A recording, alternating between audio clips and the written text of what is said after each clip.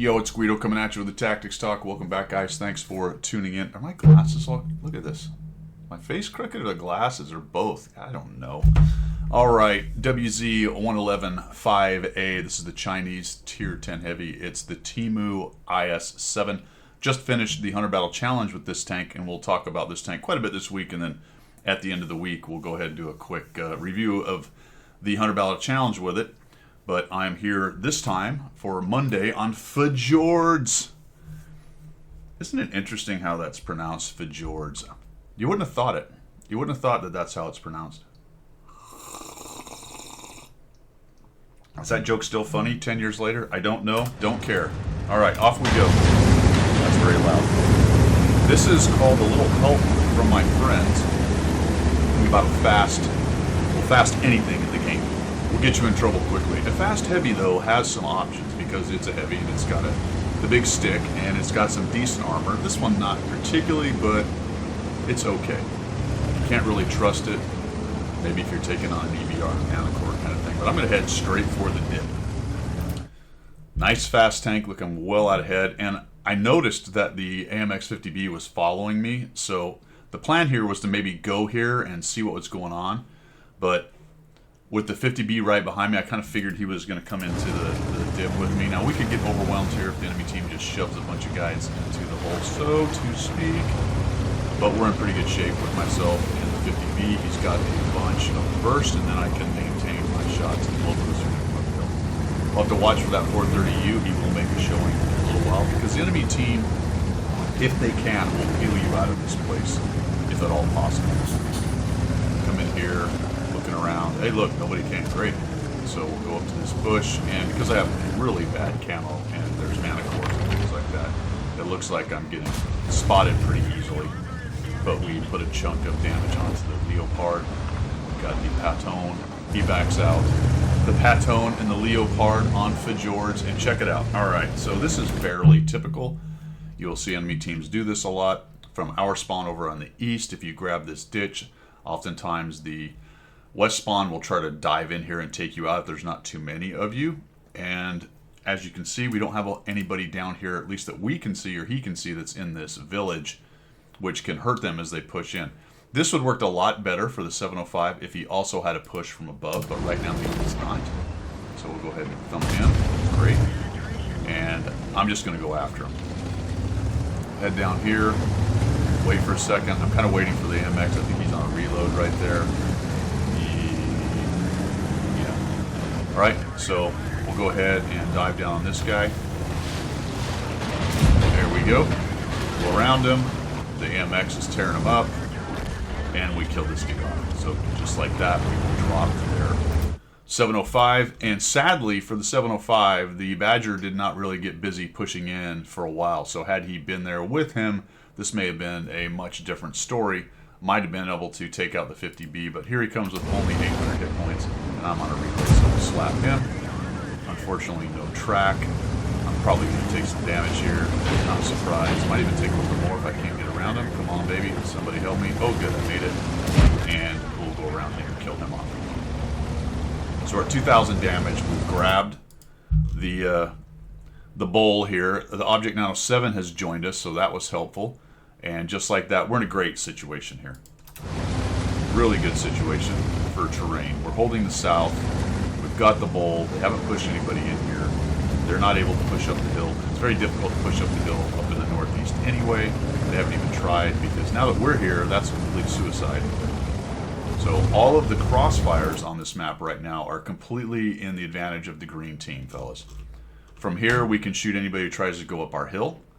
Anyone who gets lit back here in their snipper positions, anybody who is foolish enough to try to push up the middle, and if we have to, we can flow back to the south and help the guys on the heavy corner, but they seem to be doing fine, and just like that, we already have 4 of their heavy hitters out of the game. Really, it's just cleanup time. We have to avoid being stupid at this point. Not my strong suit sometimes, but, you know, I'll give it a shot. Anything's possible, fellas. Now I'm kind of deciding. I know they've got kind of a murderer's row back there. There's 2 Grill A's that are unspotted. There's a Sturv. There's a 50B unspotted, and I know that they've got a Leopard and a Patton and an EBR. So there's still a lot of guns sitting there, but let's try to get a little bit of assist and maybe some more damage. We can use the road. Yeah, that's going to suck. Probably going to get hit here. There we go.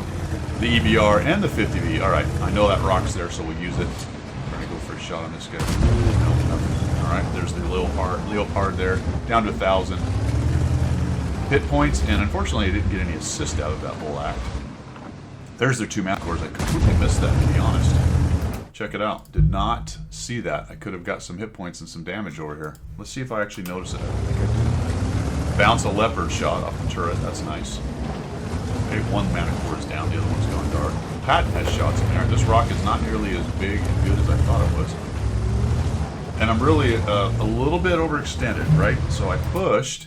I take another big hit from the Leopard. I push, but of course the 50B is not interested. He doesn't have enough armor to push up in there. He's going to do fire support stuff. I like that our grill is there, so that's nice. That's a TD player who sort of knows what's going on. And the Badger looks like he's finally kind of making a move. And I'm down to 1-shot territory for some of these guys at this point, so I really have to be careful. Still haven't picked up any assist, which is really annoying. 907's moving across the middle. I like it. We're getting everybody lit. See if we can hit this guy. There we go. Little snap-a-lap-a-ding dang.